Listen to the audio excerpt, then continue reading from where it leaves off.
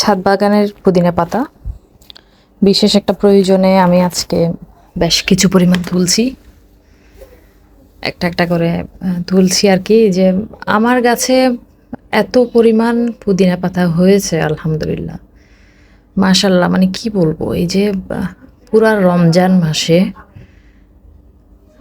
এখান থেকে খাওয়ার পরে এখনও আমার এরকম প্রায় বড় বড় হচ্ছে গামলাতে, এরকম 3-4-5টা গামলার মতন টবের মতন জায়গাকে আমি এরকম সেট করে রেখেছি।